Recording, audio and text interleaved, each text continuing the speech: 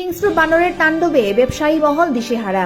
শুধু ব্যবসায়ী নয়, বিশেষ করে গ্রামীণ এলাকার বাড়িঘরে বানরের উপদ্রবে অব্যাহত রয়েছে। সুযোগ বুঝে যে কোনো কাঁচা সবজি নিয়ে চম্পট দিয়ে চলে যায়।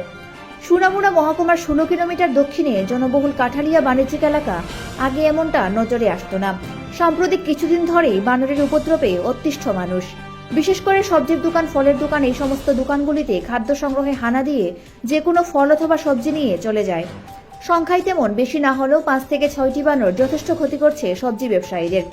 শনিবার সকালবেলা যখন দোকান সাজিয়ে সবজি ব্যবসায়ীরা কেনাকাটা শুরু করেছেন, ঠিক এমনই সময় দেখা গেল একটি চিত্র। পটাপট দোকানে হানা দিয়ে বিভিন্ন সবজি নিয়ে চম্পট দিয়ে চলে যায় দালানের উপর।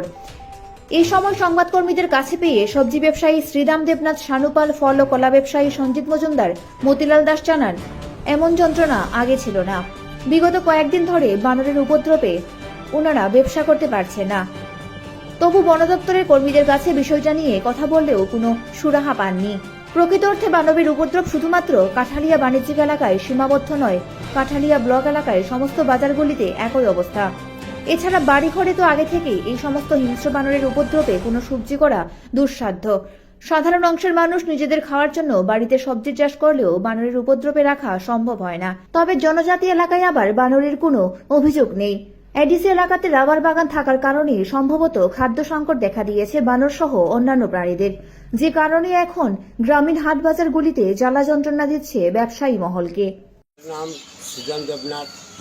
আমি আজকে অনেক দিনের ব্যবসায়ী, কিন্তু আজকে প্রায় 5-7 বছর ধরে এই বান্দরে খুব উপদ্র হতো। 15-20টা বান্দর আইয়ে বান্দর দিয়ে আর ভূগোলের তলে করি আমরা তো সামনে তো লইয়া জায়গা কিনে বড় এই তো শাক সবজি, এই টমেটো লইয়া জায়গা, ফুলকপি লইয়া জায়গা, পেঁয়াজ সুন্দর দেখে এটা লইয়া জায়গা।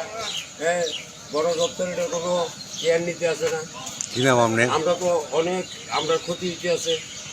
Bureau report, Dharmanagar news online.